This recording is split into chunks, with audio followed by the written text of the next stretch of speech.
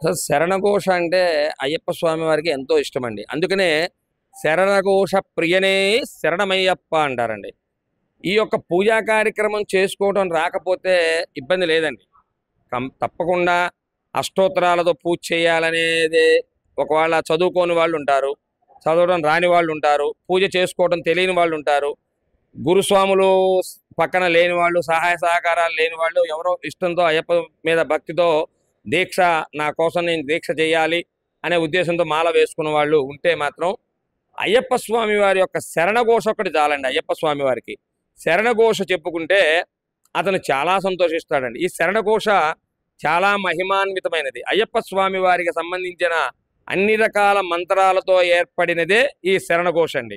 అయ్యప్ప స్వామి వారి యొక్క జీవిత చరిత్ర మొత్తం ఆ శరణఘోషలోనే తెలిసిపోతుందండి. కాబట్టి ఉదయము, మాధ్యానికము, సాయంకాలం స్నానం చేసిన ప్రతిసారి కూడా కుదిరితే శరణఘోష చెప్పుకుంటే అయ్యప్ప స్వామి వారు పరితపించిపోయి మన యొక్క కోరికల్ని నెరవేరుస్తాడండి. అయ్యప్ప స్వామి వారి శరణఘోషలో అంతటి మహిమ, శక్తి ఉన్నదని చెప్పడానికి ఎలాంటి అతిశయోక్తి లేదు.